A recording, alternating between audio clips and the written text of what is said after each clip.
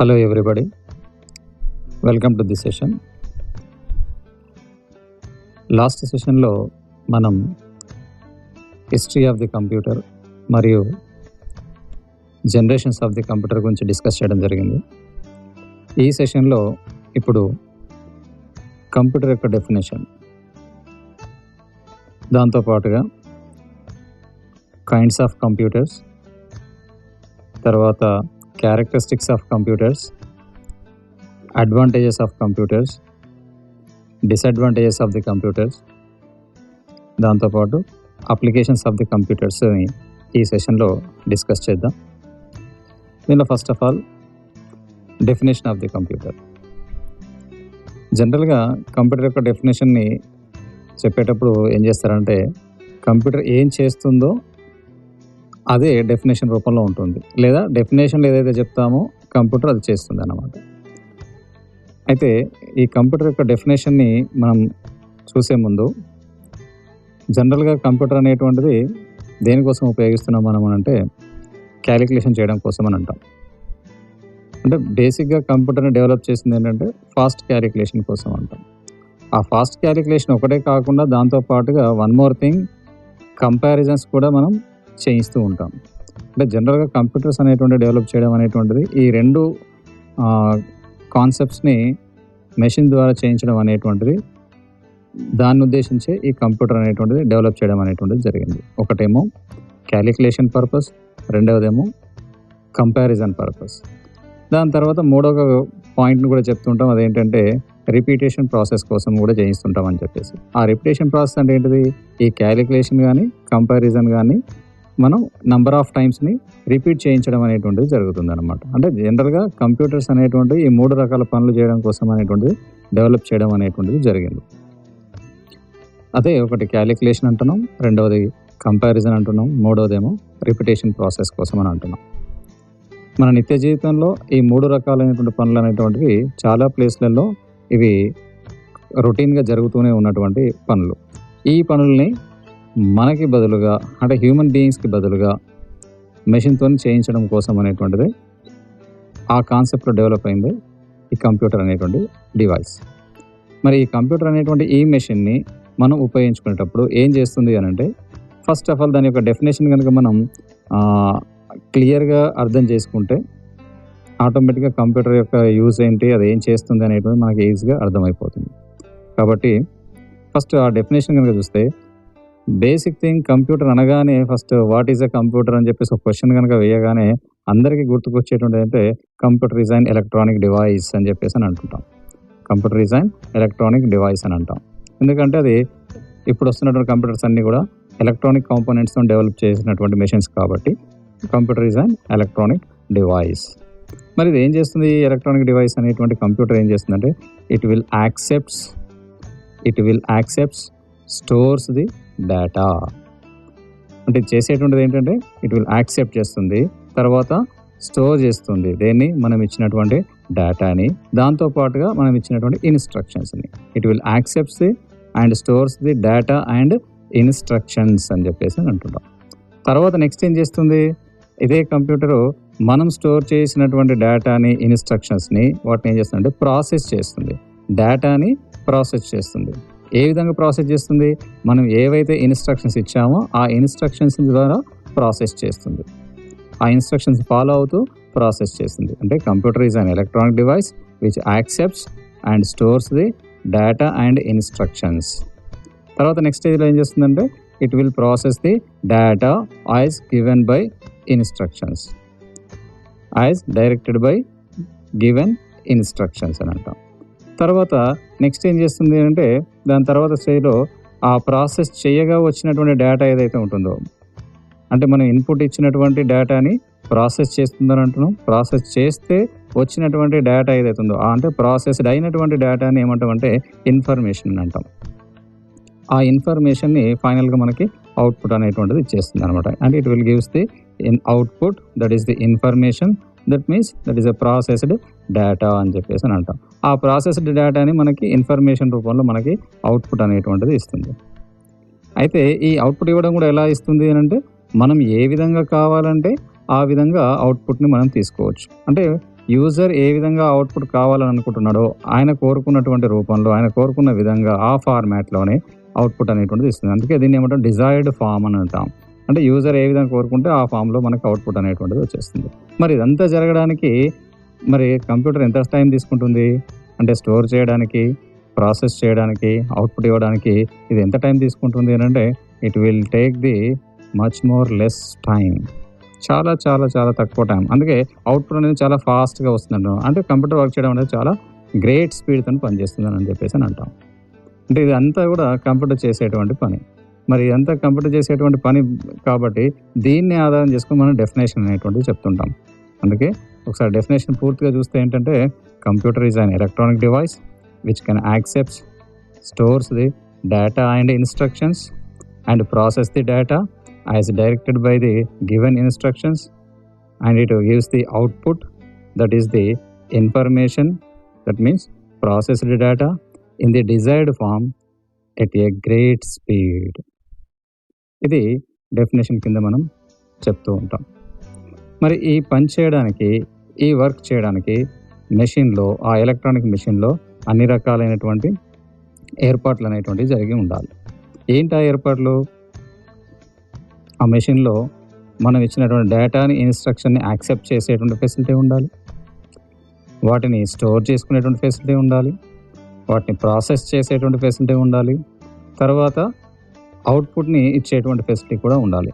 ఇవన్నీ రకాల ఫెసిలిటీస్ అనేటువంటివి మెషిన్‌లో ఉన్నప్పుడు ఇవన్నీ సక్రమంగా జరుగుతూ ఉంటాయి. కాబట్టి కంప్యూటర్‌ని కూడా ఏం చేశారంటే ఇవన్నీ ప్రాసెస్‌లు జరగడం కోసం, ఇవన్నీ వర్క్స్ జరగడం కోసం దాని విధంగా దాన్ని డిజైన్ చేయడం అనేటువంటిది జరిగింది.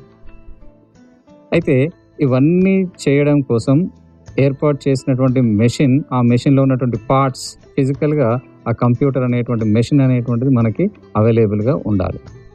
అప్పుడే మనం ఈ వర్క్ అనేటువంటిది చేయించగలుగుతాం. వితౌట్ మెషిన్ అయితే మనం ఏం చేయించలేం. మనం చేయాల్సిందే మెషిన్‌తో వర్క్ చేస్తాం. కాబట్టి మెషిన్ అనేటువంటిది ప్రెజెంట్ అనేటువంటిది కంపల్సరీ కావాలి. ఆ మెషిన్‌తోని మనం వర్క్ చేయాలంటే ఏం చేస్తున్నాము? డేటా ప్లస్ తర్వాత ఇన్స్ట్రక్షన్స్ అనేటువంటివి కూడా ఇవ్వాలంటున్నాం. మెషిన్ ఉండాలి. ఆ మెషిన్‌తోని వర్క్ చేయాలంటే దానికి సంబంధించినటువంటి ఇన్స్ట్రక్షన్స్ అనేటువంటివి కూడా ఇవ్వాలి. ఆ ఇన్స్ట్రక్షన్స్ కూడా మనకి అవైలబుల్‌గా ఉండాలి. అప్పుడే మనం ఆ మెషిన్‌తోని వర్క్ చేయించడం అనేటువంటిది జరుగుతుంది.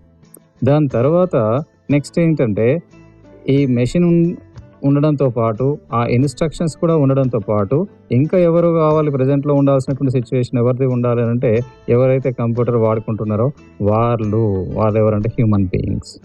ఈ హ్యూమన్ బీయింగ్స్ కూడా ప్రెజెంట్‌గా అవైలబుల్‌గా ఉండాల్సి ఉంటుంది. అంటే ఈ ముగ్గురు కలిసి ఉంటే ఒకటేమో మెషిన్, రెండవది ఇన్స్ట్రక్షన్స్, మూడవది హ్యూమన్ బీయింగ్స్. వాళ్ళని యూజర్స్ ఆఫ్ ది కంప్యూటర్ అని చెప్పేసి అంటాం. ఈ యూజర్స్ ఆఫ్ ది కంప్యూటర్ ఉండాలి, ఇన్స్ట్రక్షన్స్ ఉండాలి, తర్వాత మెషిన్ ఉండాలి. ఈ ముగ్గురు ప్రెజెంట్‌లో ఉన్నప్పుడు మనం కంప్యూటర్‌తోని పర్ఫెక్ట్‌గా వర్క్ చేయించడం అనేటువంటిది జరుగుతుంది. అయితే ఈ టెక్నికల్ టెర్మినాలజీ గనక చూస్తే మెషిన్ అనేటువంటిది ఏదైతే ఉంటుందో ఫిజికల్‌గా ఉండేటువంటి ప్రతి పార్ట్, మెషిన్‌లో ఉండేటువంటి ఫిజికల్‌గా ఉండే ప్రతి పార్ట్‌ని ఒక నేమ్‌తో పిలుస్తుంటాం. ఒక టెర్మినాలజీ యూజ్ చేస్తాం ఇక్కడ. ఆ టెర్మినాలజీ ఏంటంటే హార్డ్‌వేర్ అని చెప్పేసి అంటాం. Hardware is nothing but A physical components of the computer అని చెప్పేసి అంటాం. Physical components of the computer. అంటే ఫిజికల్‌గా మనకి ఏదైతే అగుపిస్తుందో మెషిన్‌లో ఏదైతే పార్ట్స్ కనిపిస్తాయో, టచ్ చేస్తే ఫిజికల్ టచింగ్ అనేటువంటిది ఉంటుందో వాటన్నిటిని, ఆబ్జెక్ట్స్ అన్నిటిని కూడా మనం ఏమనొచ్చు? హార్డ్‌వేర్ అని చెప్పేసి పిలుస్తూ ఉంటాం. ఇక దాని తర్వాత ఇదే హార్డ్‌వేర్‌తో మనం పని చేయించడానికి ఇచ్చేటువంటి ఇన్స్ట్రక్షన్స్, అంటే ఒక్క ఇన్స్ట్రక్షన్ సరిపోదు. దాంతోపాటు నంబర్ ఆఫ్ ఇన్స్ట్రక్షన్స్ అనేటువంటివి ఇవ్వాల్సి వస్తుంది. ఆ నంబర్ ఆఫ్ ఇన్స్ట్రక్షన్స్ యొక్క సముదాయం, దాన్ని సెట్ ఆఫ్ ఇన్స్ట్రక్షన్స్ అని అంటాం. ఆ సెట్ ఆఫ్ ఇన్స్ట్రక్షన్స్‌ని ఏమని పిలుస్తున్నామంటే సాఫ్ట్‌వేర్ అనేటువంటి టెర్మినాలజీతో పిలుస్తుంటాం. Software is nothing but a set of instructions అని అంటాం. ఇప్పుడు హార్డ్‌వేర్ ప్రెజెంట్‌లో ఉండాలి, సాఫ్ట్‌వేర్ ప్రెజెంట్‌లో ఉండాలి. దాంతో పాటుగా కంప్యూటర్‌ని యూజ్ చేసేటువంటి user of the computer, human being కూడా ప్రెజెంట్‌లో ఉండాలి. ఆ యూజర్ ఆఫ్ ది కంప్యూటర్‌ని కూడా ఏమంటాం టెక్నికల్ టెర్మినాలజీలో అంటే హ్యూమన్ వేర్ అని చెప్పేసి పిలుస్తుంటాం. Human ware. ఈ విధంగా hardware, software and human ware అనేటువంటి 3 ఎన్విరాన్మెంట్స్ ప్రెజెంట్‌లో ఉండి మనం వర్క్ చేయించుకోగలిగితే అప్పుడు కంప్యూటర్ ద్వారా మనం వర్క్‌ని ఫాస్ట్‌గా చేయించుకునేటువంటి అవకాశం అనేటువంటిది ఏర్పడుతుంది. ఇది డెఫినేషన్ ఆఫ్ ది కంప్యూటర్ కింద మనం డిస్కస్ చేసేటువంటి పాయింట్స్. అంటే ఈ డెఫినేషన్ ద్వారా మనకు తెలిసింది ఏంటంటే 3 టెర్మినాలజీస్ మనము ఈ డెఫినేషన్ ద్వారా ఐడెంటిఫై చేసాం. ఒకటి హార్డ్‌వేర్ అనేటువంటి టెర్మినాలజీ వచ్చింది. రెండవది సాఫ్ట్‌వేర్ అనేటువంటి టెర్మినాలజీ వచ్చింది. మూడవది హ్యూమన్ వేర్ అనేటువంటి టెర్మినాలజీ కూడా వచ్చేసిందనమాట. ఇక నెక్స్ట్ పాయింట్ ఏంటంటే different kinds of computers. Next topic ఏంటంటే డిఫరెంట్ కైండ్స్ ఆఫ్ కంప్యూటర్స్ అన్నమాట. మరి డిఫరెంట్ కైండ్స్ ఆఫ్ కంప్యూటర్స్ అన్నప్పుడు కంప్యూటర్స్ని ఏ పర్పస్లో అయితే మనం డెవలప్ చేయడం జరిగిందో ఆ పర్పస్ని బట్టి కంప్యూటర్స్ని మనం ఇక్కడ డిఫరెంట్ కైండ్స్ ఆఫ్ కంప్యూటర్స్ కింద ట్రీట్ చేస్తుంటాం. జనరల్గా మనకు ఉన్నటువంటి టెక్నాలజీ ప్రకారం కనుక చూస్తే కంప్యూటర్స్ని వాడుతున్నటువంటి దాని ప్రకారంగా చూస్తే మనకు అవైలబుల్ ఉన్నటువంటి దాని ప్రకారం చూస్తే కంప్యూటర్స్ అనేటువంటివి 3 రకాలుగా ఉన్నాయి. 3 రకాలుగా వర్క్ చేసేటువంటి కాన్సెప్ట్తో మనకి ఇక్కడ కంప్యూటర్స్ మనకి అవైలబుల్గా ఉన్నాయి. అందులో మొట్టమొదటి కంప్యూటర్ని ఏమన్నారంటే డిజిటల్ కంప్యూటర్స్ అని చెప్పేసి పిలుస్తుంటాం. డిజిటల్ కంప్యూటర్స్ అని అంటారు. ఇక రెండవ రకానికి చెందినటువంటి కంప్యూటర్ ఏంటంటే అనలాగ్ కంప్యూటర్స్ అని అంటున్నాం. రెండవ కేటగిరీ సంబంధించినటువంటి కంప్యూటర్ ఏంటంటే అనలాగ్ కంప్యూటర్స్ అని అంటాం. ఇక మూడవది వచ్చేసరికి దాన్ని హైబ్రిడ్ కంప్యూటర్స్ అని అంటున్నాం. హైబ్రిడ్ కంప్యూటర్స్ అని అంటుంటాం. అయితే దీనిలో ఫస్ట్ వన్ ఏంటంటే డిజిటల్ కంప్యూటర్స్. ఈ డిజిటల్ కంప్యూటర్ అనేటువంటిది ఎలా వర్క్ చేస్తుందంటే మనం ఆ కంప్యూటర్కి ఇచ్చేటువంటి డేటా అండ్ ఇన్స్ట్రక్షన్స్ అన్నీ కూడా డిజిటల్ రూపంలో కనుక ఇస్తాం. న్యూమరిక్స్ రూపంలో numbers, alphabets and different characters, special characters వీటన్నిటి రూపంలో కనుక మనం ఇన్స్ట్రక్షన్స్ డేటా అంతా ఇచ్చేసి ప్రాసెస్ చేయించుకొని రిజల్ట్ కనుక తీసుకోగలిగితే ఆ కాన్సెప్ట్లో పనిచేసేటువంటి ఏ కంప్యూటర్ అయినా సరే దాన్ని ఏమంటామంటే డిజిటల్ కంప్యూటర్ అని చెప్పేసి అంటాం. ఇక రెండవ రకమైనటువంటి కంప్యూటర్ ఏంటంటే అనలాగ్ కంప్యూటర్ అంటాం. ఈ అనలాగ్ కంప్యూటర్ అనేటువంటిది ఏంటంటే డిజిటల్ రూపంలో కాకుండా అనలాగ్ రూపంలో ఇన్ఫర్మేషన్ డేటాని మనం ఇవ్వాల్సి వస్తుంది. అనలాగ్ రూపం అంటే ఏంటంటే జనరల్గా చెప్పాల్సినటువంటి కాన్సెప్ట్ ఏంటంటే అనలాగ్ డేటా ఎలా ఉంటుందంటే ఇస్ ఎ ఫిజికల్ క్వాంటిటీ వాటిని ఇన్పుట్గా ఇచ్చేసి వాటిని ప్రాసెస్ చేసి మనం అవుట్పుట్ రిజల్ట్ అనేటువంటి తీసుకుంటాం. ఫర్ ఎగ్జాంపుల్ మన యొక్క బాడీకి సంబంధించినటువంటి హ్యూమన్ బాడీకి సంబంధించిన పల్స్ని ఐడెంటిఫై చేయాలి, లేదా హార్ట్ బీటింగ్ని మెజర్ చేయాలి. మరి ఇట్లాంటి హార్ట్ బీటింగ్ కానీ బాడీ పల్స్ని కానీ మనం సిస్టమ్కి కంప్యూటర్కి ఇన్పుట్గా ఇచ్చేసి దాన్ని ప్రాసెస్ చేయించి అవుట్పుట్ తీసుకోగలిగితే అట్లాంటి కంప్యూటర్స్ ఏవైతే ఉన్నాయో వాటిని అనలాగ్ కంప్యూటర్స్ అని చెప్పేసి అని అంటాం. ఇవి జనరల్గా ఎక్కడ వాడుతుంటారు అంటే హాస్పిటల్స్లలో, వెదర్ ఫోర్కాస్టింగ్లో, టెంపరేచర్ మెజర్మెంట్లో, తర్వాత స్పేస్ రీసెర్చ్లో వీటన్నిటిలో ఎక్కువగా ఈ అనలాగ్ కంప్యూటర్స్ అనేటువంటివి ఎక్కువ యూజ్ చేస్తూ ఉంటారు. అంటే ఇవి స్పెషల్గా వాటి కోసం మాత్రమే తయారు చేయబడినటువంటి కంప్యూటర్స్ అనమాట. పర్టికులర్ కాన్సెప్ట్ కోసమే డెవలప్ చేసినట్టు కంప్యూటర్, అవి వాటి కోసం మాత్రమే ఉపయోగించేటువంటి కంప్యూటర్స్ అనమాట. అందుకే వీటిని ఏమంటారంటే అనలాగ్ కంప్యూటర్స్ అని చెప్పేసి అంటాం. ఇక మూడవ రకమైనటువంటి కంప్యూటర్ ఏంటంటే హైబ్రిడ్ కంప్యూటర్. ఈ హైబ్రిడ్ కంప్యూటర్ అనేటువంటిది ఏంటంటే రెండింటి యొక్క కాంబినేషన్లో వచ్చినటువంటి కంప్యూటర్ అనమాట. అదే డిజిటల్ ప్లస్ అనలాగ్, ఈ రెండు కంప్యూటర్స్ యొక్క కలయికతో వచ్చినటువంటి కంప్యూటర్ని హైబ్రిడ్ కంప్యూటర్ అంటాం. అంటే దీనిలో రెండు ఉంటాయి, డిజిటల్ కాన్సెప్ట్ ఉంటుంది, అనలాగ్ కాన్సెప్ట్ కలిసి ఒకే కంప్యూటర్లో ఉంటుంది. కాబట్టి అట్లాంటి కంప్యూటర్స్ వాటిని ఏమంటున్నాం మనం అనలాగ్ కంప్యూటర్స్ అని చెప్పేసి పిలుస్తున్నాం. ఈ విధంగా ఈ 3 రకాలైనటువంటి కంప్యూటర్స్ని కలిపేసి వీటిని ఏమంటాం కైండ్స్ ఆఫ్ కంప్యూటర్స్ కింద ట్రీట్ చేస్తుంటాం. అవే డిజిటల్ కంప్యూటర్స్, అనలాగ్ కంప్యూటర్స్, తర్వాత హైబ్రిడ్ కంప్యూటర్స్. ఇక దాని తర్వాత నెక్స్ట్ మనం డిస్కస్ చేసేటువంటి టాపిక్ ఏంటంటే క్యారెక్టరిస్టిక్స్ ఆఫ్ ఏ కంప్యూటర్.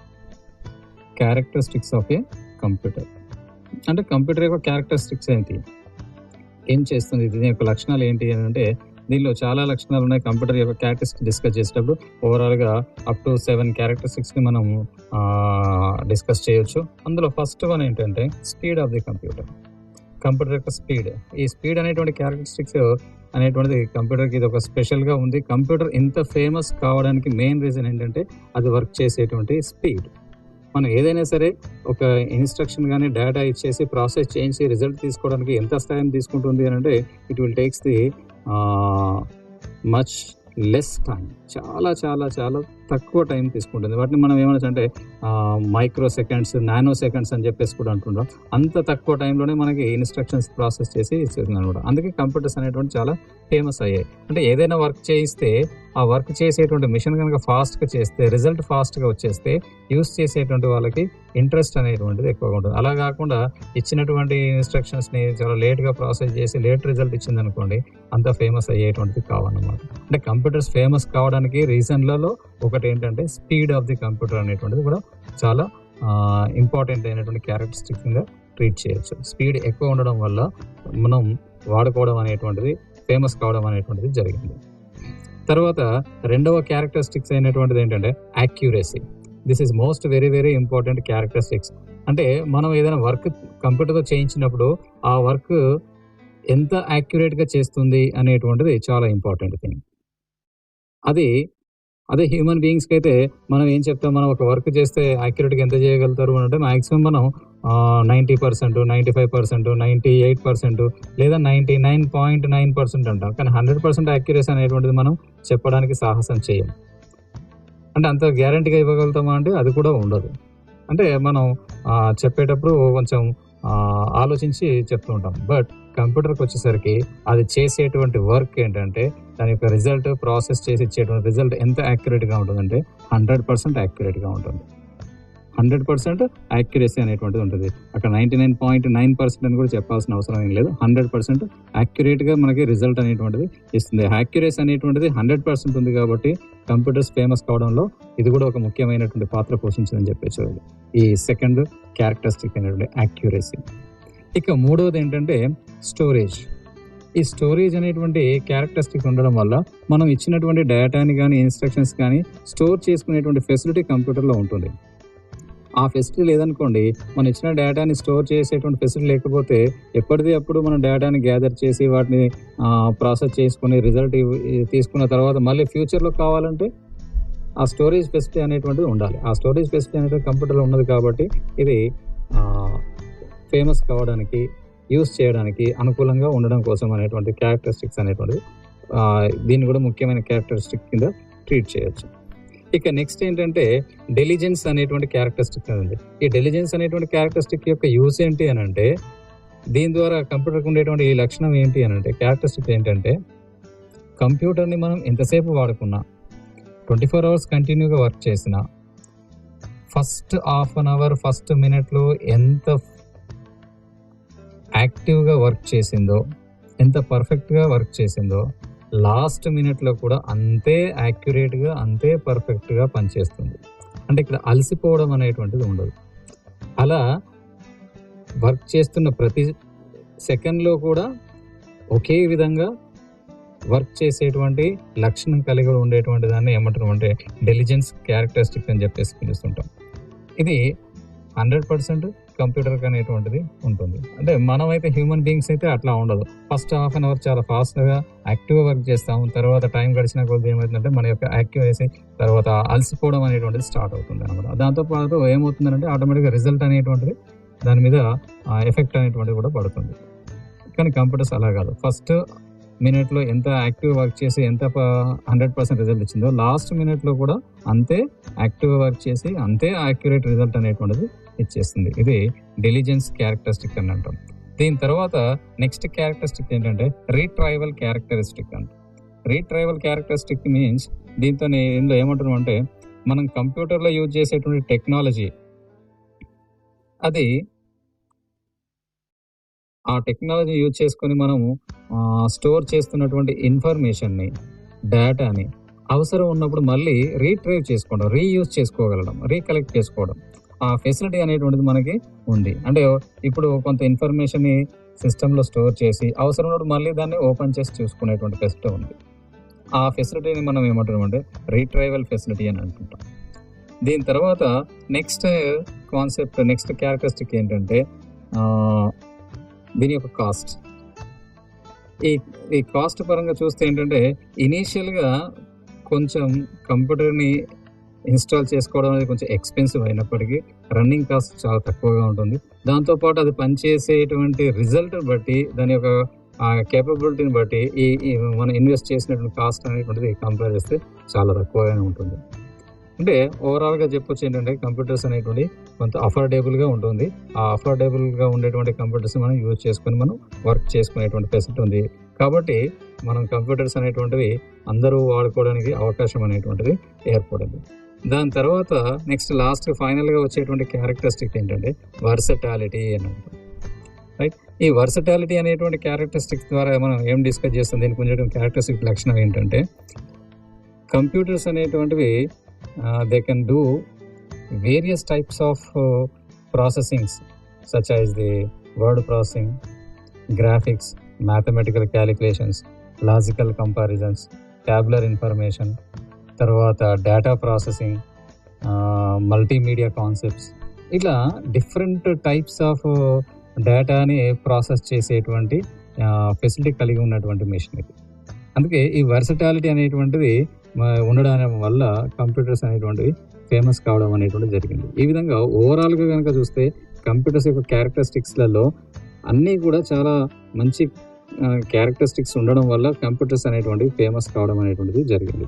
అందులో మనం డిస్కస్ చేసిన దానిలో ఫస్ట్ క్యారెక్టరిస్టిక్స్ ఏమో స్పీడ్ అన్నాం, సెకండ్ దాని యాక్యురసీ అన్నాం, థర్డ్ది ఏమో స్టోరేజ్ అన్నాం, ఫోర్త్ది డిలిజెన్సీ అన్నాం, ఫిఫ్త్ వన్ ఈజ్ రీట్రైవల్ అన్నాం, sixth one is cost or rate cheap అని చెప్పేసి మాట్లాడుతుంటాం. తర్వాత సెవెంత్ వన్ లాస్ట్ వన్ వచ్చేసి వెర్సటాలిటీ అని చెప్పేసి అని అన్నాం. ఇవి క్యారెక్టరిస్టిక్స్ ఆఫ్ ది కంప్యూటర్స్ కింద ట్రీట్ చేస్తాం. ఇక నెక్స్ట్ టాపిక్ ఏంటంటే అడ్వాంటేజెస్ ఆఫ్ కంప్యూటర్స్.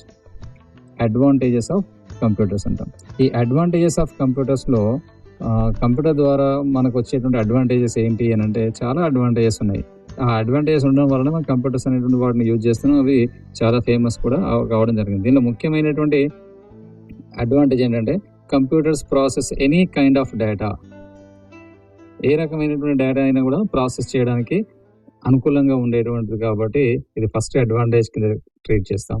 తర్వాత సెకండ్ ఏంటంటే computers can store large amounts of data on discs.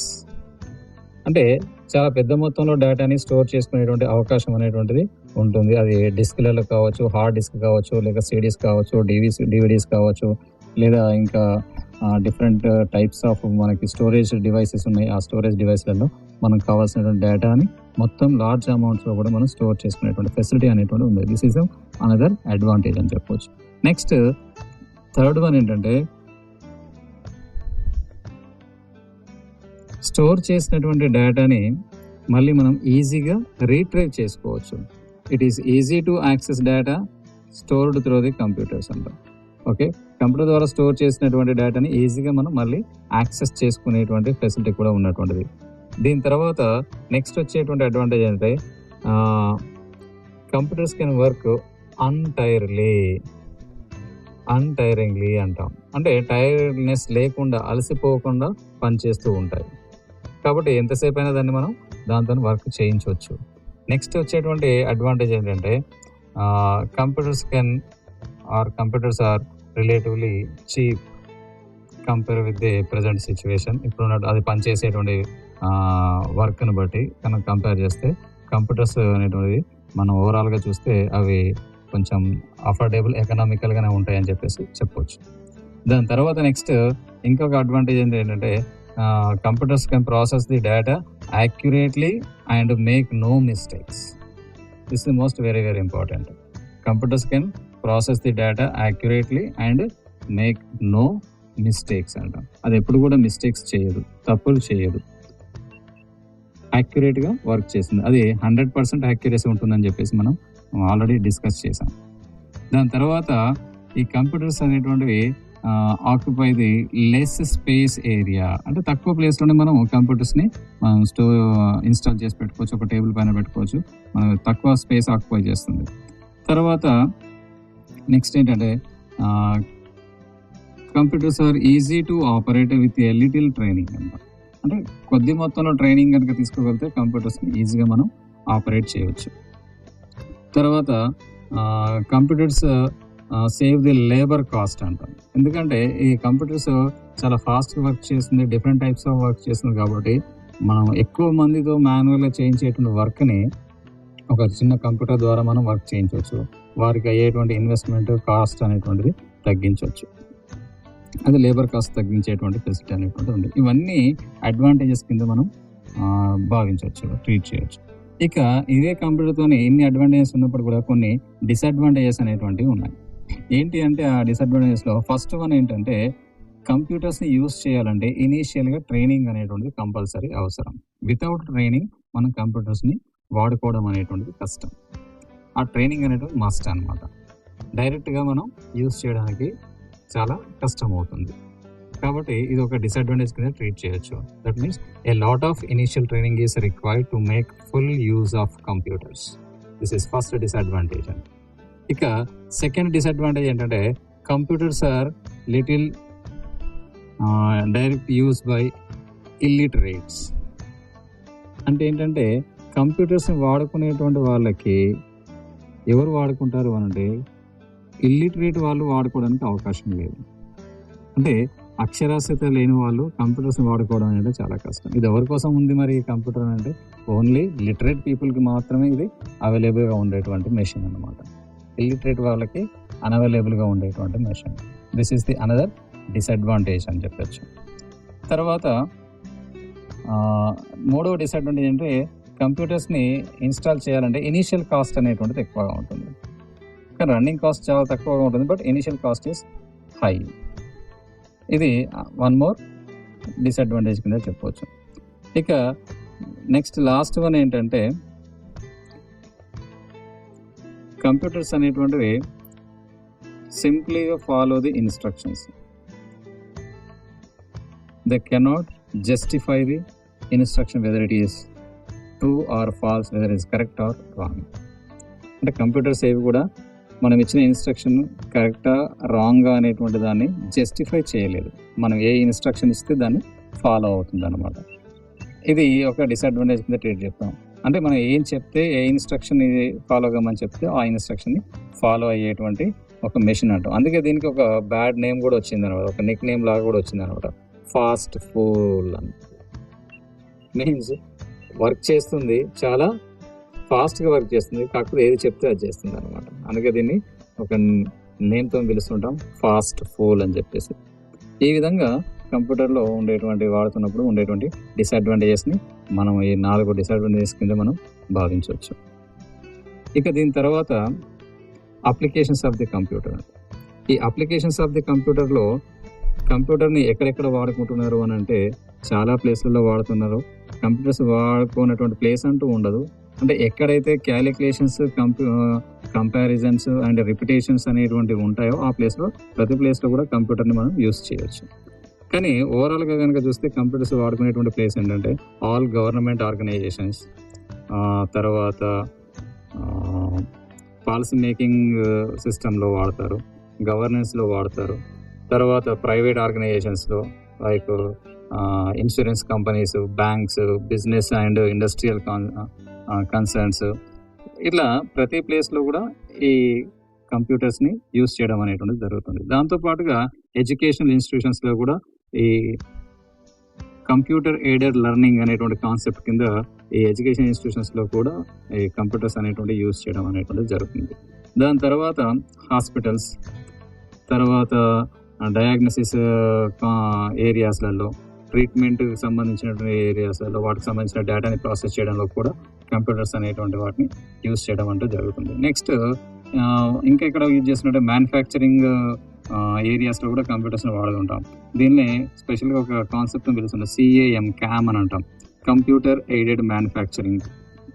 అక్కడ కూడా ఈ కాన్సెప్ట్స్ని, కంప్యూటర్స్ని మనం యూస్ చేయడం అనేటువంటి జరుగుతుంది. తర్వాత ఏరోప్లేన్స్లలో, స్పేస్లలో, తర్వాత షిప్స్లలో ఈ కంప్యూటర్స్ అనేటువంటి అన్నిటిని కూడా అక్కడ కూడా యూస్ చేయడం అంటూ జరుగుతుంది. దాని తర్వాత one more concept is CAD concept అంటాం, కంప్యూటర్ ఎయిడెడ్ డిజైనింగ్ అంటాం.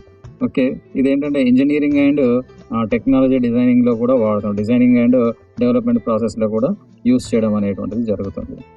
దాని తర్వాత కంప్యూటర్స్ కూడా ఇంకా ఎక్కడెక్కడ యూజ్ చేస్తున్నారు అని అంటే అగ్రికల్చర్ పర్పస్లో యూజ్ చేస్తున్నాము. తర్వాత కంప్యూటర్స్ని కూడా ఇంకెక్కడ వెదర్ ఫోర్కాస్టింగ్లో వాడతారు, ఎర్త్ క్వేక్స్ని ఐడెంటిఫై చేయడంలో వాడతారు, ఎలక్షన్ రిజల్ట్స్ని ఇవ్వడంలో కూడా యూజ్ చేస్తుంటారు. తర్వాత ఎడ్యుకేషన్ ఇన్స్టిట్యూషన్స్లో వాడుతుంటారు, స్టూడెంట్స్ యొక్క డేటా ప్రాసెస్ చేయడానికి వాడుతుంటారు. మోస్ట్ ఇంపార్టెంట్ ఇంకొకటి థింగ్ ఏంటంటే కమ్యూనికేషన్ సిస్టంలో కూడా యూజ్ చేస్తూ ఉంటారు. ఈ విధంగా ప్రతి ప్లేస్లో కంప్యూటర్స్ అనేటువంటివి వాడుతూనే ఉన్నటువంటి ప్లేసెస్ అనేవి చాలా ఎక్కువగా ఉన్నాయి. అందుకే కంప్యూటర్స్ అనేది మోస్ట్ పాపులర్ అయినటువంటి సిచ్యువేషన్ అనేది. Thank you.